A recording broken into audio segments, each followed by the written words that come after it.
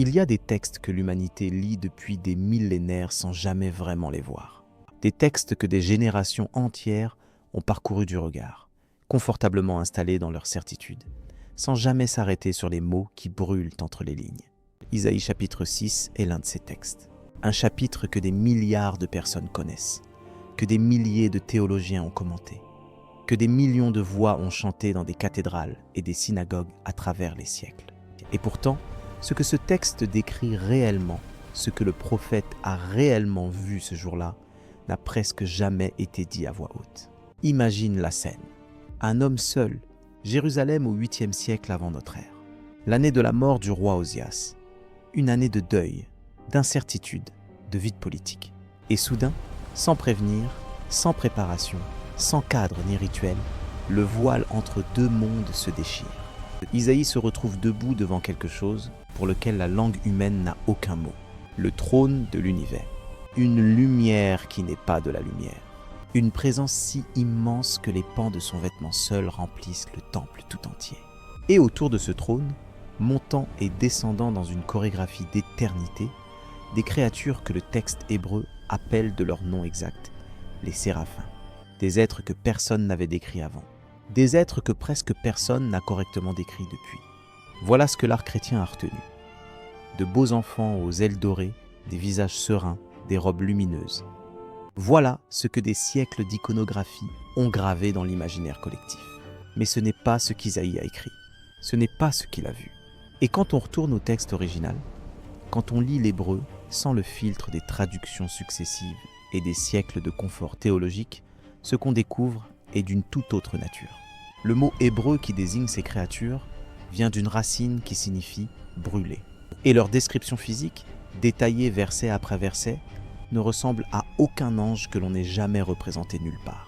Il existe dans l'histoire de la pensée humaine des moments où une vérité longtemps enfouie remonte à la surface comme une fissure dans le sol d'un séisme.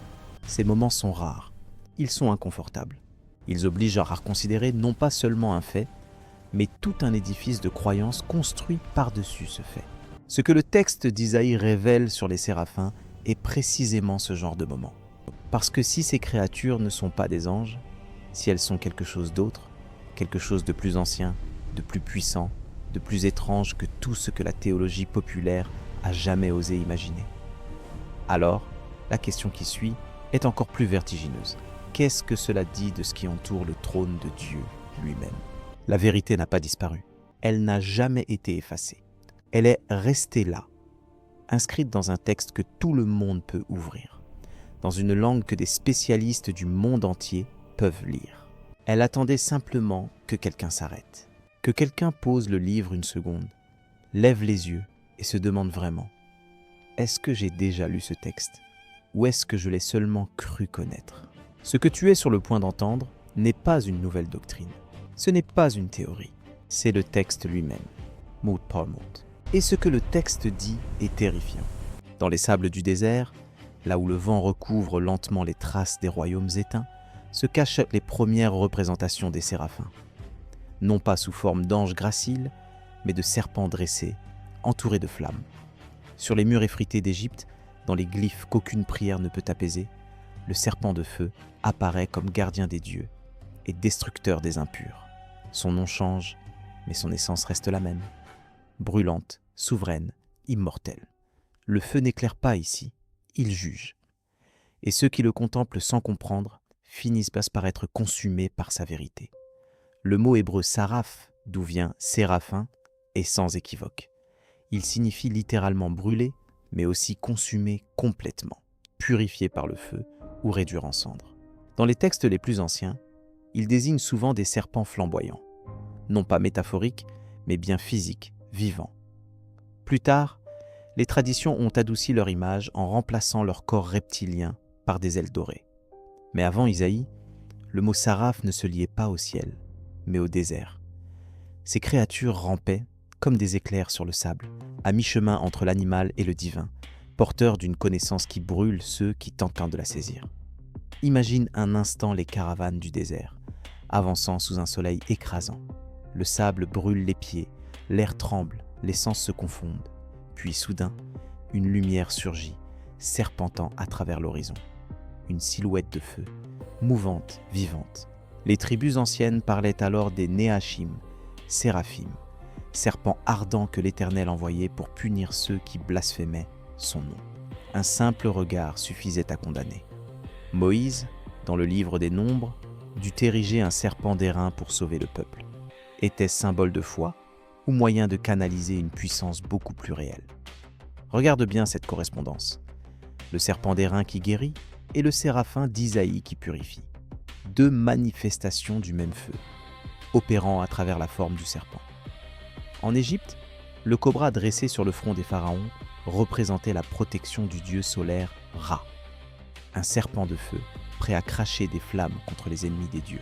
Dans les temples mayas, les divinités solaires sont entourées de serpents ailés aux yeux multiples. Et dans les bas-reliefs sumériens, des dragons à visage humain garnent les portes célestes.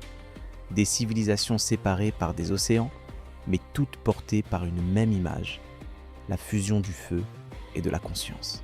Comment expliquer une telle persistance à travers les millénaires? Y a-t-il un souvenir commun, enfoui dans la mémoire universelle de l'humanité? Ces serpents de feu semblent avoir laissé une empreinte si profonde que même le langage en garde la marque.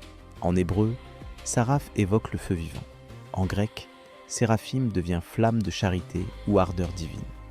Mais dans toutes ces traductions, quelque chose a été effacé, l'heure dévorante. Les séraphins ne sont pas seulement spectateurs de Dieu, ils sont son bras brûlant, la frontière infranchissable entre le Créateur et le créé. Ils ne priment pas, ils exécutent. Ils ne parlent pas, ils raisonnent. Imagine maintenant l'homme des temps anciens regardant le ciel nocturne. Il ne voyait pas un firmament vide.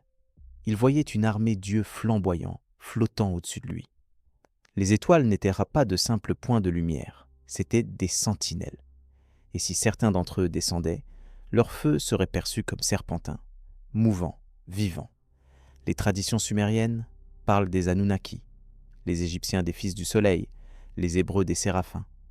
Différents noms, une même essence, des entités faites de lumière ordonnée agissant à travers la matière.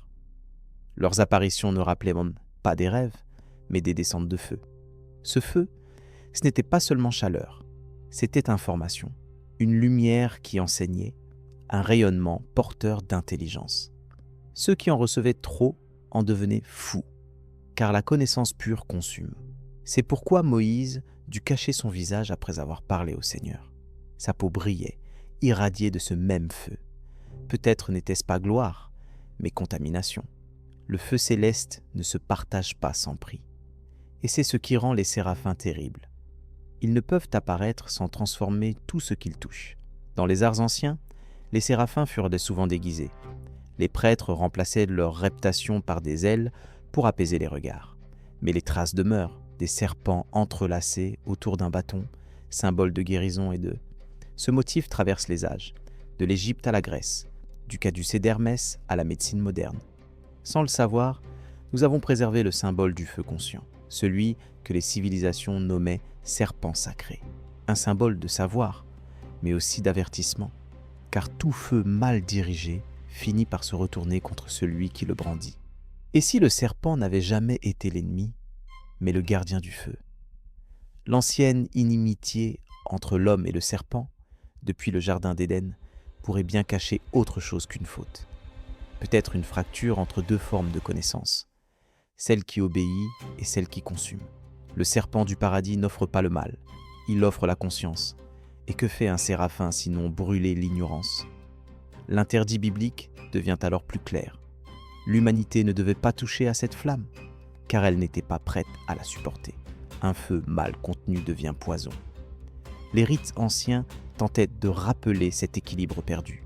En Égypte, les prêtres invoquaient les serpents de lumière pour purifier les âmes. En Babylonie, les temples servaient de tours de feu, reliant la terre au ciel. En Israël, les prophètes parlaient du feu éternel du trône divin, gardé par les séraphins. Tout converge vers un même centre, la régénération par le feu. Mais la purification et la destruction ne sont que les deux faces d'un même acte. Ceux qui cherchaient à offrir la lumière de ces messagers finissaient par être réduits à des cendres de savoir. Observe comment les séraphins se distinguent des autres hiérarchies célestes. Les chérubins protègent, les archanges transmettent, mais les séraphins exécutent. Ils sont le feu direct de la volonté divine. Là où ils passent, la matière se transforme, la vérité se révèle brutalement. Aucun mensonge ne peut subsister sous leur regard. Voilà pourquoi leurs ailes couvrent leur visage, non pas par honte, mais pour contenir la force de leur regard. Car voir à travers eux, c'est voir Dieu sans filtre. Et cela, aucune chair mortelle ne peut le supporter. Sous les couches de langue et de mythe, nous retrouvons le même schéma. Le feu, l'œil et le serpent. 3 symboles originels unis autour d'une même entité. Dans les légendes sumériennes, le dieu Enki transmet le savoir caché aux hommes par le symbole du serpent. En Égypte, Thoth, le dieu de la connaissance, portait un sceptre surmonté de 2 serpents en spirale. Et dans la Genèse, le serpent offre la connaissance interdite. Toujours, le feu et la connaissance marchent ensemble. Ce que brûle le feu, c'est l'ignorance. Ce qui l'éclaire, c'est la vérité nue. Mais toute vérité nue est un danger. Les séraphins ne sont pas des guides compatissants. Ils sont des gardiens redoutables. Si Isaïe survécut à leur apparition, c'est parce qu'il fut choisi, préparé, marqué. Ceux qui ne sont pas prêts à les affronter ne voient qu'une lueur avant d'être consumés. Les séraphins ne se manifestent jamais par hasard. Ils apparaissent là où la frontière entre la matière et l'esprit se fissure, rappelant à l'humanité sa petitesse devant l'immensité du feu divin. Alors, pose-toi cette question. Et si ces serpents de feu n'étaient pas partis?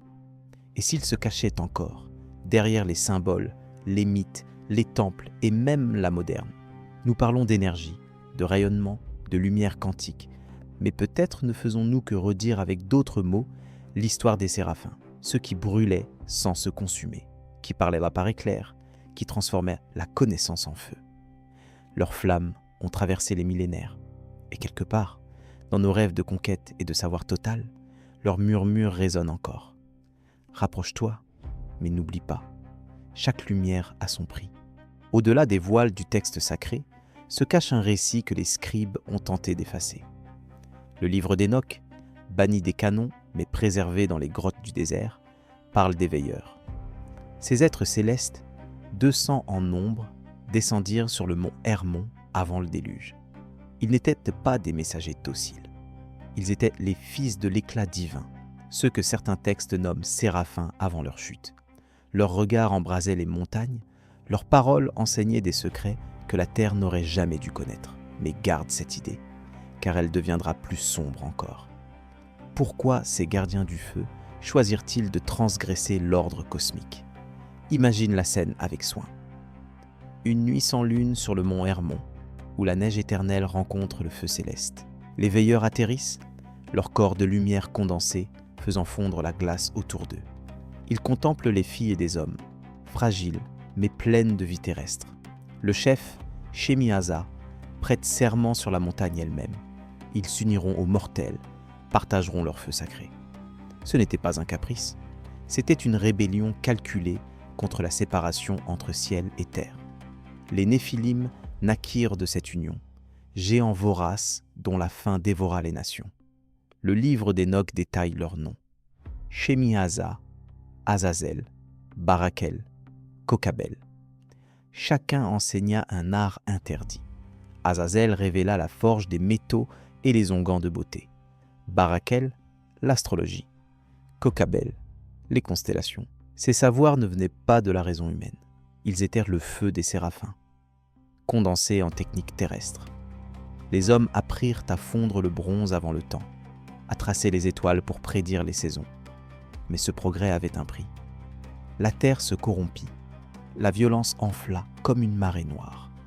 Était-ce coïncidence ou conséquence inévitable du feu divin mêlé à la chair? Pense à cela un instant. Les veilleurs ne descendèrent pas pour aimer, mais pour transformer. Leur semence engendra des hybrides, des géants de 300 coudées dont les os blanchissent encore sous nos ruines. Genèse 6, verset 4, parle des fils de Dieu qui virent compte que les filles des hommes étaient belles. Le terme hébreu « ben et Elohim » désigne les êtres divins, pas des rois ni des nobles. Ces unions n'étaient pas des mariages. C'était une transgression ontologique, une fusion du feu éternel avec la poussière mortelle. Et les fruits en furent monstrueux, dévorant toute création vivante. Les textes apocryphes précisent les conséquences. Les Néphilim se rebellèrent, mangèrent tout ce qui marchait, vola, nageait. Leur excès appela le jugement. Dieu ordonna aux séraphins restés fidèles de lier les veilleurs dans les abysses. Enoch, troisième ciel, décrit leur emprisonnement. Chaîne de feu dans les ténèbres, awaiting le jugement final. Mais certains échappèrent, semant leur lignée corrompue à travers les âges. Les Philistins, les Réphaïm, les Anakim de nombre 13, tous portent l'écho de ces géants. La Bible les mentionne, puis se tait. Pourquoi ce silence ? Regarde autour de toi. Les traditions sumériennes parlent des Anunnaki, descendants des cieux, pour mêler leur sang au nôtre.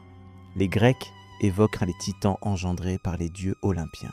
Les Mayas gravent des géants surgis des étoiles. Séparés par des océans, unis par un même souvenir. Ces récits ne sont pas fables, ce sont des échos fracturés d'un même événement. La descente des veilleurs, séraphins déchus ou gardiens tentés. Leur feu, destiné à purifier, corrompit la création. La terre hurla sous le poids des hybrides, et les cieux pleurèrent des anges enchaînés. Maintenant, tout en caja. Les séraphins d'Isaïe ne sont pas tous purs. Certains portent les cicatrices de cette guerre ancienne. Leurs ailes couvrent non seulement leur gloire, mais aussi la mémoire de leur chute possible. Le livre des Jubilés nomme les chefs des veilleurs et leurs forges souterraines. Ils apprirent aux hommes les charmes, les armes, les incisions cosmétiques. Ce savoir engendra la vanité, la guerre, l'orgueil. Genèse 6, verset 5. L'Éternel vit que la méchanceté des hommes était grande à la surface de la terre. Pas une dégénérescence morale graduelle, une invasion de l'ordre divin dans la chair humaine. De Tantinsgon, relit Enoch chapitre 6. Les veilleurs jurèrent sur la montagne, scellant leur pacte par un serment terrestre. Ce geste profana le sanctuaire naturel, mélangeant les royaumes. Les géants naquirent voraces, leurs appétits insatiables poussant à dévorer hommes, bêtes, racines. Puis, dit le texte, ils se tournèrent vers le cannibalisme. La terre vomit son contenu corrompu. Dieu regarda et vit l'abomination. Toute chair avait corrompu son chemin. Les séraphins fidèles devinrent alors bourreaux, porteurs du jugement ardent. Leur feu ne purifia pas Isaïe par hasard. Il le prépara à annoncer le prochain feu. Et si cette transgression n'était pas finie ? Les veilleurs attendent dans leur prison sombre, mais leurs échos persistent. Les mégalithes impossibles, les civilisations surgies de nulle part, portent leur marque. Aujourd'hui, nous recréons leurs forges, éditions génétiques, astrologie algorithmique, métaux rares pour machines célestes. Comme en ces jours-là, la frontière s'amincit. Jésus avertit en Matthieu 24, verset 37. Comme les jours de Noé, ainsi sera l'avènement du Fils de l'homme. Les unions célestes terrestres reviennent. Le feu des séraphins observe, prêt à juger à nouveau. Les apocryphes révèlent le plus. Les femmes des veilleurs devinrent en sirènes, les esprits des géants, démons errants. Cette corruption spirituelle hante encore nos nuits. Les séraphins combattirent cette engeance, brûlant leurs traces dans les annales célestes. Mais quelques fragments survécurent, non gravés dans l'argile sumérienne, aux géants dans les tertres bibliques. David tua Goliath, dernier écho des Néphilim. Pourtant, le géant philistin portait 6 doigts par main, marque des hybrides anciens. La Bible comptabilise, puis oublie. Pourquoi ? Pour protéger ou pour préparer ? La transgression des veilleurs explique la terreur d'Isaïe. Ces flammes conscientes connaissent la faiblesse de la chair. Elles ont vu leurs frères tomber, leurs enfants dévorer le monde. Le charbon ardent sur les lèvres du prophète n'était pas purification gratuite. C'était un serment inversé. Toi, humain, ne franchiras pas cette ligne. Les séraphins gardent le trône, mais aussi la mémoire des chaînes. Leur chant « Saint, Saint, Saint » n'est pas louange innocente. C'est affirmation de pureté face à la souillure passée. Il brûle les tablettes de Satan, dit le troisième Enoch. Il consume les accusations contre Israël. Mais ici, tout commence à escaler. Si les veilleurs étaient séraphins, alors la hiérarchie céleste abrita des traîtres. Les chérubins gardaient l'Éden. Mais qui veillait sur les veilleurs ? Leur descente fracture l'ordre. Les fils de Dieu devinrent fils de perdition. La terre paya le prix, déluge de feu et d'eau. Les traditions convergent, dragons babyloniens, serpents aztèques, tous gardiens déchus ou chuteurs, séraphins ou veilleurs, même essence, feu conscient capable de créer et détruire. Leur péché ne fut pas amour, mais orgueil de l'ordre supérieur. Regarde notre époque. La manipulation de l'ADN évoque leurs unions hybrides. L'astrologie moderne, leurs constellés révélés. Nos fusées percent les cieux comme leurs serments anciens. Jésus le dit, comme Noé, ainsi la fin. Les séraphins observent, leurs yeux multiples scrutant chaque fusion illégitime. Leur silence n'est pas approbation, c'est attente. Le feu patient, prêt à consumer ce qui corrompt à nouveau. Les veilleurs sommeillent, mais leurs murmures persistent dans nos laboratoires. La transgression céleste n'est pas légende, c'est cycle, et nous marchons droit vers son retour. Le trône divin n'est pas un siège de paix éternelle. Autour de lui tourbillonne une hiérarchie en conflit perpétuel, où chaque ordre céleste protège son domaine. Les séraphins, flammes pures du feu originel, affrontent des ombres plus anciennes qui cherchent à corrompre la lumière. Isaïe vit leur chant triomphant, mais d'autres textes révèlent les batailles invisibles qui précèdent chaque manifestation divine. Le 3e livre d'Hénoch parle de séraphins brûlant les tablettes de Satan chaque jour. Pourquoi cette guerre incessante au cœur même du sanctuaire? Les flammes ne se contentent-elles pas de louer, elles combattent. Imagine la scène avec précision. 4 séraphins, chacun grand comme les 7 cieux, 6 ailes chacune déployées comme des voiles de plasma ardent. Leurs visages multiples scrutent les 4 vents, voyant tout ce qui est, fut ou sera. Devant eux, Samaël, prince de Rome, et Dubiel, prince de Perse, tendent des tablettes gravées des péchés d'Israël. Les flammes les saisissent, les consument dans un feu qui ne laisse aucune trace.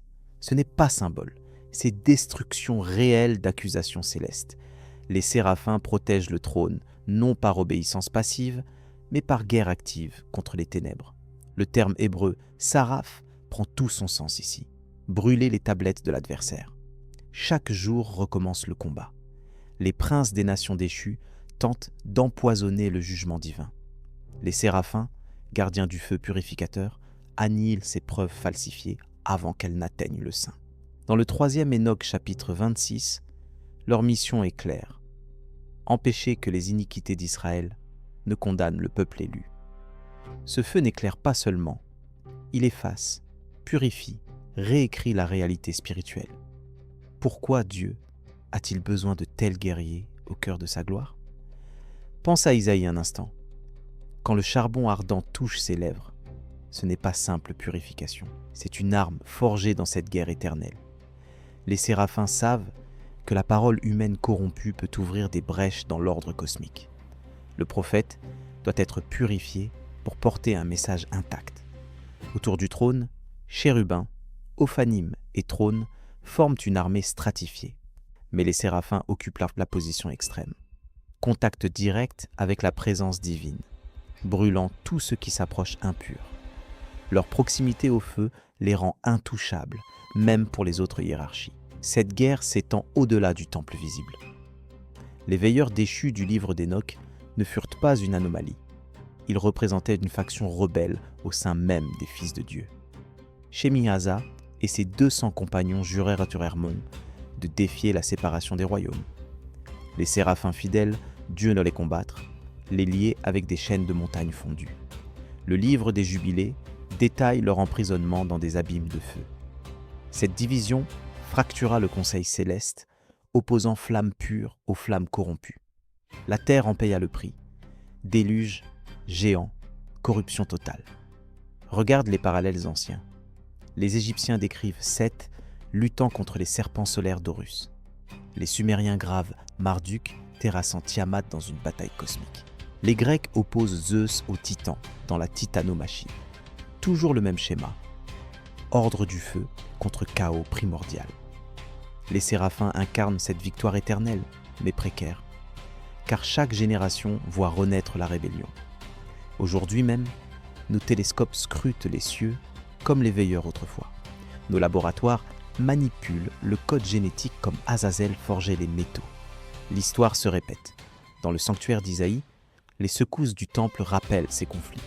La maison de l'Éternel tremble parce que le combat céleste déborde dans la matière. Les portes s'agitent, la fumée monte, les voix grondent. Ce n'était pas adoration paisible, mais célébration de victoire après bataille. Les séraphins couvrent pieds et visages pour contenir leur puissance guerrière. 6 ailes ne servent pas au vol gracieux. Elles canalisent l'énergie destructrice vers des cibles précises. Chaque œil sur leur corps localise l'ennemi invisible. Rien ne leur échappe dans les 4 dimensions. Et si cette guerre expliquait le silence biblique sur les séraphins ? Après Isaïe, leur nom disparaît presque. Ézéchiel voit les chérubins, Daniel les princes angéliques en conflit, mais les flammes restent voilées, peut-être trop dangereuses à nommer. Le Talmud murmure qu'ils parlent une langue incompréhensible aux mortels. Le Zohar les dit si proches de Dieu qu'ils deviennent lui-même par fusion. Cette proximité forge leur rôle de bourreaux célestes. Ils ne jugent pas selon la loi humaine. Leur justice est absolue. Ce qui approche impur brûle instantanément. Maintenant, tout en caja. Les séraphins ne sont pas au trône par hiérarchie. Ils y sont par nécessité militaire. Face aux veilleurs déchus, aux princes des airs, aux ombres du chaos, seule la flamme pure prévaut. Le 3e Enoch précise leur nombre, 4 aux 4 vents. Chacun mesure les cieux, chaque aile égale un firmament. Leur taille défie la raison, de l'atome à la galaxie en un regard. Satan tente chaque jour de les corrompre par les tablettes. Chaque jour, il brûle ses mensonges. Ce rituel cosmique maintient l'équilibre entre lumière et ténèbres. Observe notre monde. Les conflits spirituels prennent forme physique. Guerre sainte, idéologie opposée, manipulation des masses. Comme les tablettes de Satan, les médias gravent l'accusation perpétuelle. Les séraphins combattraient cela par vérité brûlante. Mais nous avons remplacé le feu sacré par des écrans froids. Pourtant, dans les crises globales, certains sentent encore cette chaleur ancienne. Les prophéties convergent. Au jour du jugement, les séraphins descendront en masse. Apocalypse 4 décrit 4 êtres semblables, yeux devant et derrière, 6 ailes, chant identique à Isaïe. La guerre du sanctuaire n'oppose pas bien et mal simpliste, c'est feu pur contre feu souillé. Les veilleurs n'étaient pas mauvais intrinsèquement. Leur péché fut l'hybridation des ordres. Ils voulurent partager leur lumière sans la mériter par les hommes. Les séraphins maintiennent la séparation sacrée. Leur chant « Saint, Saint, Saint » affirme la transcendance absolue. Rien d'impur ne traversera. C'est pourquoi le temple tremble.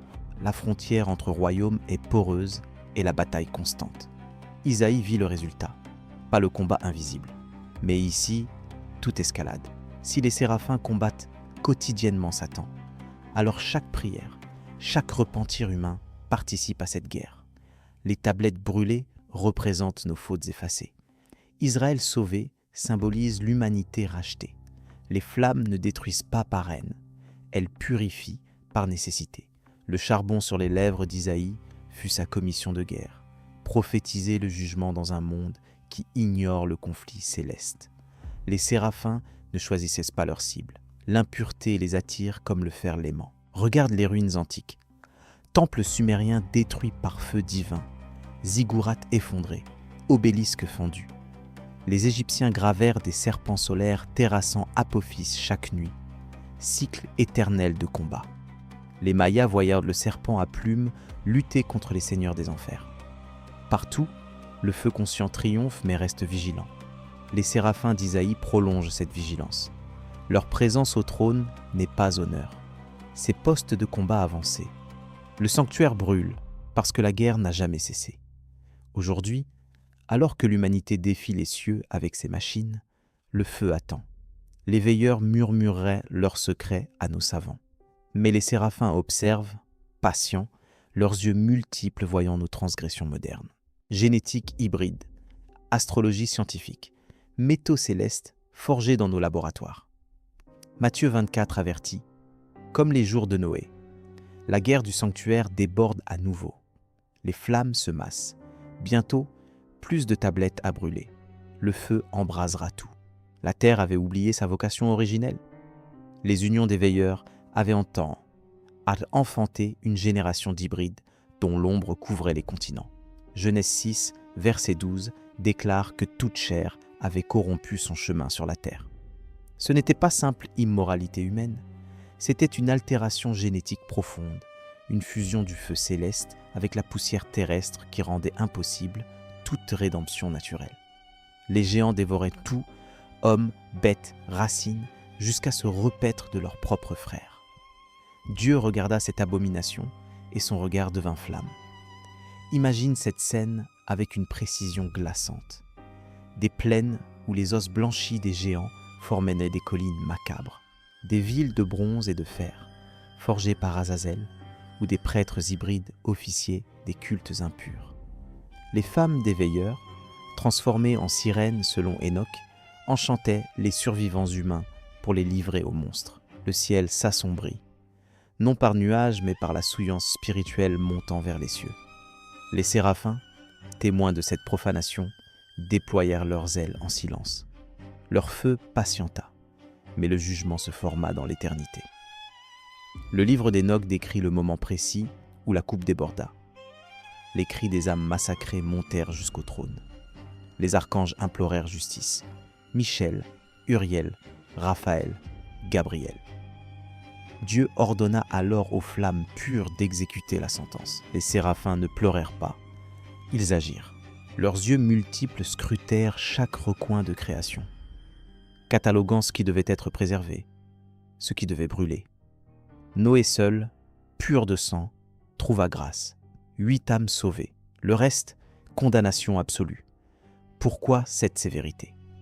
Parce que la corruption était devenue le ontologique. Pense à la déclaration divine dans Genèse 6, verset 13.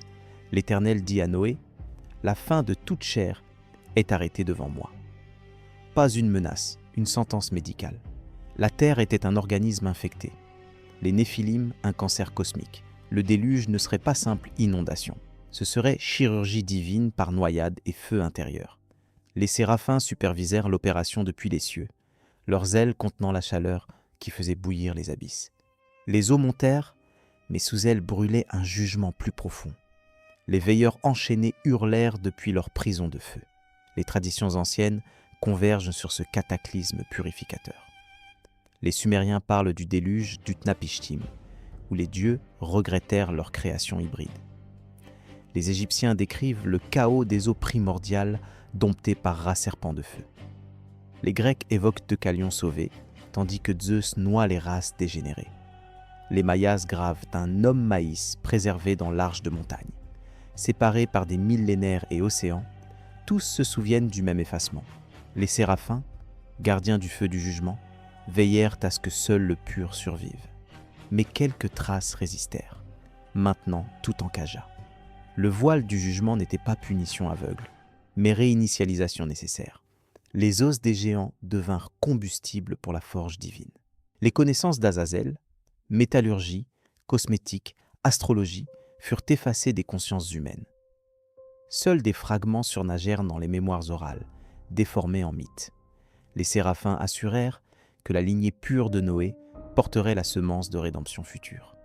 Pourtant, les Réphaïm, Anakim et Mim persistèrent comme échos rebelles.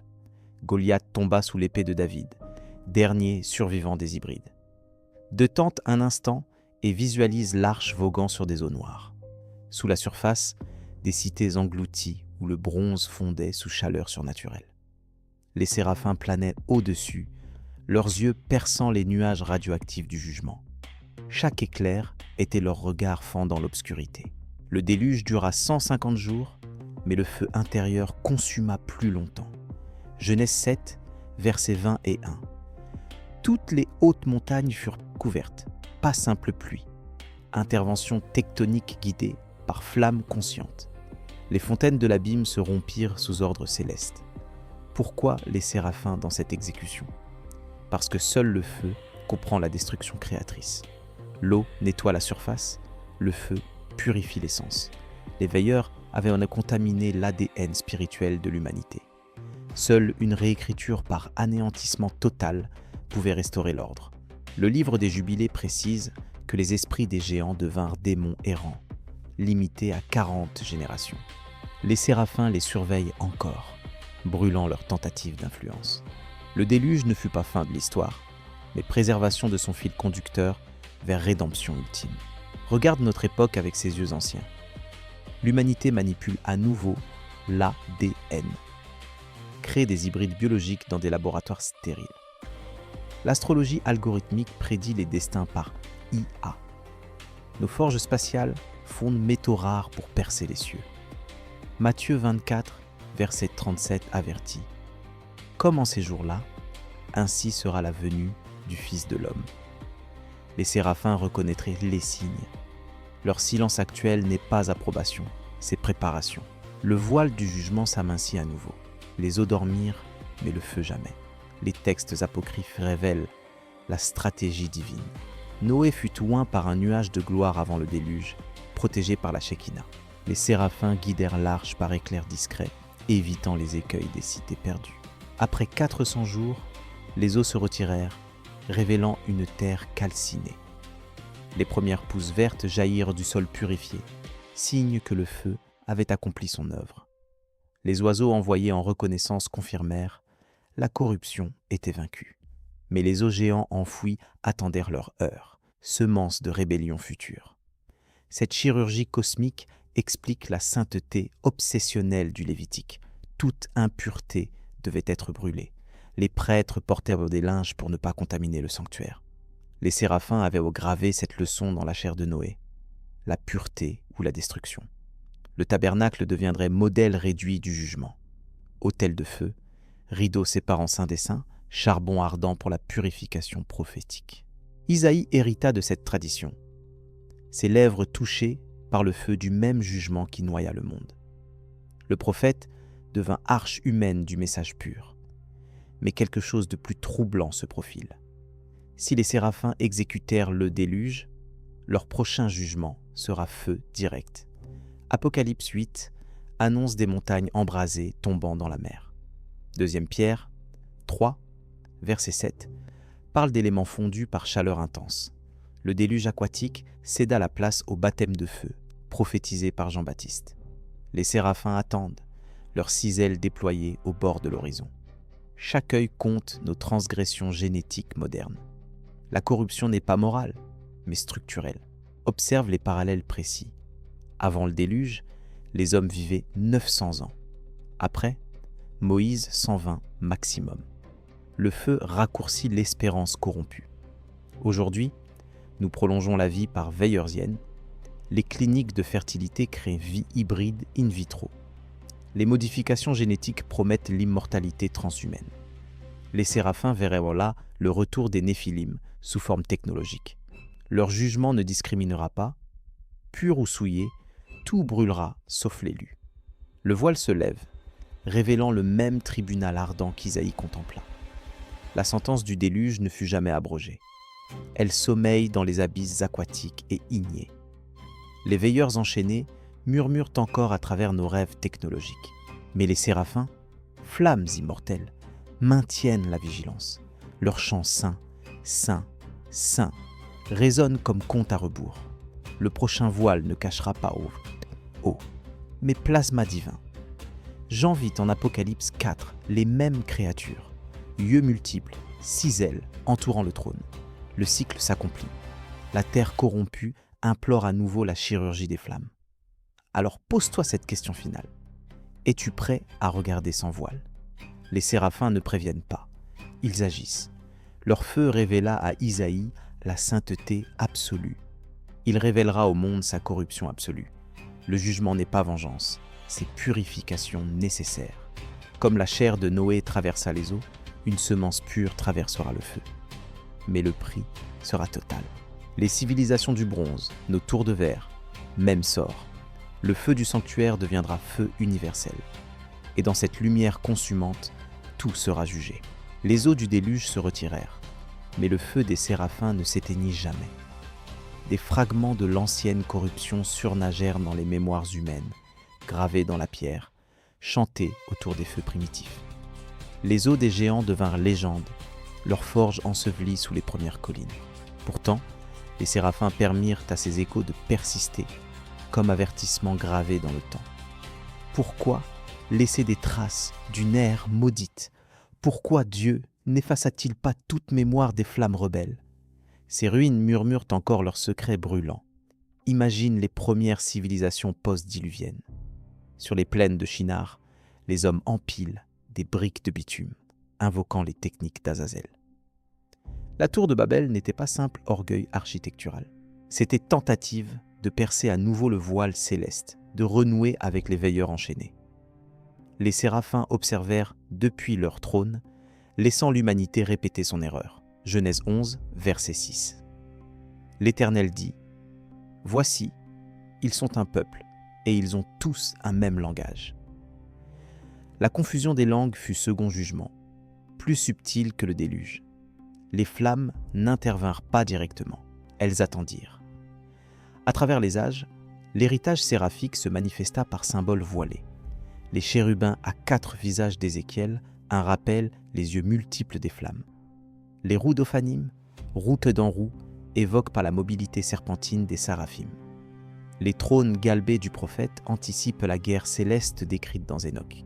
Chaque vision prophétique porte l'empreinte des gardiens ardents. Les scribes comprirent intuitivement. Nommer les séraphins trop clairement risquait d'invoquer leur feu. Mieux vaut murmure que conjuration. Les temples devinrent refuge contre leur lumière trop crue. Pense aux constructions impossibles qui défient encore la raison. Les mégalithes de Baalbek, pierres de 1000 tonnes déplacées sans machine. Göbekli Tepe, datant de 12 000 ans, sculptées avant l'invention de l'écriture. Les pyramides égyptiennes alignées sur Orion, comme les veilleurs l'enseignèrent à Barakel. Ces œuvres ne sont pas prouesses humaines, ce sont échos techniques des fils de Dieu, fragments de connaissances infiltrant la nouvelle humanité. Les séraphins laissèrent ces traces comme balises. Vous avez recommencé, le feu viendra. Leur silence est le plus terrible des avertissements. Les traditions extra-bibliques préservent l'héritage complet. Le livre des Jubilés nomme les 200 veilleurs et leurs épouses transformées en succubes. Les textes sumériens gravent les Anunnaki enseignant la loi aux hommes post-diluviens. Les Grecs immortalisent Prométhée volant le feu céleste, puni éternellement. Les Aztèques sculptent Quetzalcoatl, serpent à plumes, porteur de civilisation. Toute culture, une mémoire. Le feu divin descendit, corrompit, fut jugé, mais laissa semence. Les séraphins veillent sur ces graines, brûlant celles qui germent trop haut. Pourquoi cette indulgence calculée, maintenant tout encagea parfaitement?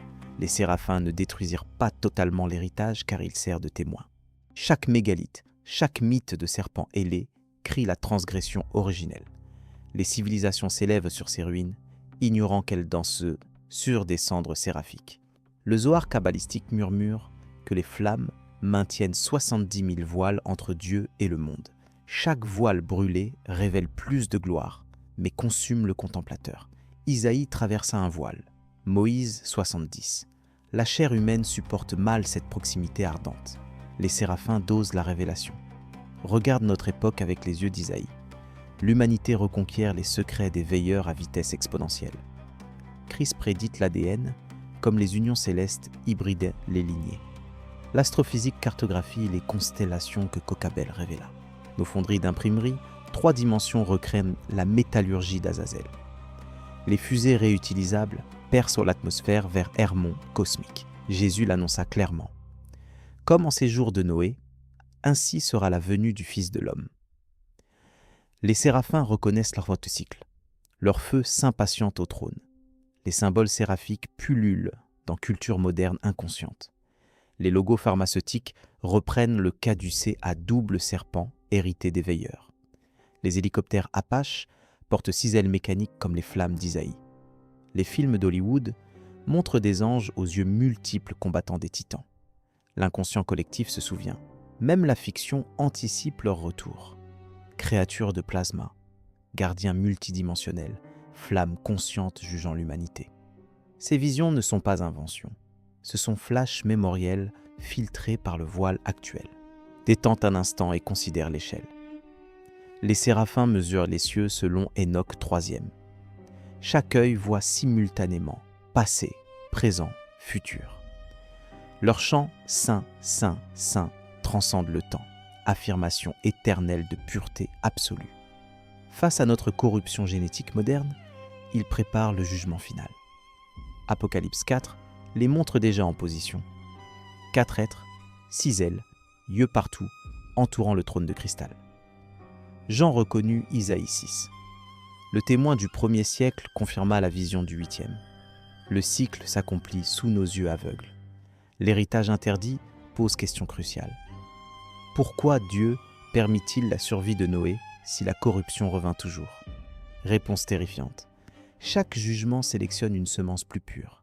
Adam pécha par fruit. Noé survécut par arche. Abraham par alliance. Moïse par sang d'agneau. Christ par résurrection.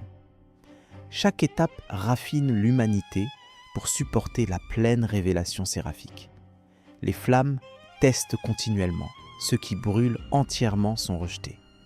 Ceux qui gardent braise intérieure deviennent porteurs de lumière. Isaïe fut ce premier prototype. Mais voici ce qui perturbe vraiment. Les veilleurs ne sont pas totalement vaincus. Enoch affirme leur libération finale pour Armageddon. Les démons issus des géants hantent encore selon Jubilé. Nos technologies les invoquent involontairement. I et A, consultant les étoiles. Robots génétiquement modifiés. Portail quantique vers autre dimension. Les séraphins sentinelles brûlent déjà les tablettes numériques de nos péchés quotidiens. Leur guerre sanctuaire s'étend maintenant à serveurs mondiaux, satellites, laboratoires. Le feu éternel infiltre les circuits. Observe les signes actuels avec attention. Les volcans s'éveillent, globalement, comme avant le déluge. Les pôles fondent, libérant peut-être prison abyssale des veilleurs. Les mutations virales évoquent la corruption génétique originelle. Les leaders mondiaux parlent d'ordre nouveau, comme Babel. Les séraphins, patients depuis Isaïe, ajustent leurs ailes. Chaque œil compte les justes restants. Le prochain jugement ne sera pas localisé. Ce sera plasma global, fusionnant toute impureté restante. Apocalypse 8 annonce la première trompette. Grêle ignée, montagne embrasée dans la mer. L'héritage séraphique n'est pas malédiction, c'est ultimatum. Les flammes permirent trace pour mémoire, non pour nostalgie. Chaque civilisation bâtie sur leurs ruines teste l'humanité. Sumer échoua. Égypte stagna. Grèce philosophisa. Rome militarisa. Nous technologisons. Toujours même orgueil. Devenir Dieu par savoir voler. Les séraphins gardent équilibre en permettant juste assez de lumière pour voir l'abîme, pas assez pour le franchir. Leur silence actuel est miséricorde terminale. Bientôt, révélation complète. La chair ne survivra pas intacte. Alors, confrontons la question personnelle. As-tu conscience que tes outils quotidiens portent l'empreinte des veilleurs ? Ton smartphone consulte les étoiles via GPS. Tes médicaments viennent du caducée ancien. Tes rêves transhumanistes reprennent l'union céleste terrestre. Les séraphins voient tout cela. Leur regard transperce tes écrans, tes gènes modifiés, tes ambitions stellaires. Isaïe trembla devant partielle révélation. Toi, saturé d'informations veilleursiennes, ignores encore la vraie lumière. Mais elle approche. Le feu qui purifia le prophète purifiera le monde. Le chant final résonne déjà faiblement. Saint, Saint, Saint est celui qui était, qui est et qui vient. Les séraphins ne demandent pas permission, ils exécutent. L'héritage interdit fut laissé intentionnellement. Chaque mythe serpent de feu, chaque mégalithe, chaque progrès scientifique hurle le même message. La séparation divine est absolue. Franchis-la et brûle. Respecte-la et vis transformée. Le choix individuel reste avant jugement global. Les flammes attendent ta réponse silencieuse. Le trône observe, le feu décide. La mémoire séraphique ne s'efface jamais complètement. Elle incinère, purifie, révèle. Les civilisations montent et tombent, mais les gardiens ardents demeurent immuables. Leur héritage n'est pas technique ni mythologique, c'est existentiel. Chaque génération doit choisir rébellion veilleursienne ou soumission aux flammes pures. Isaïe choisit soumission. les séraphins le marquèrent de leur feu. Aujourd'hui, alors que l'humanité défie les cieux avec orgueil renouvelé, le même choix s'offre à toi. Les murmures du temple deviennent tonnerres cosmiques. Les séraphins ne sont pas partis. Ils étaient là au commencement. Ils seront là à la fin. Leur feu jamais ne s'éteindra.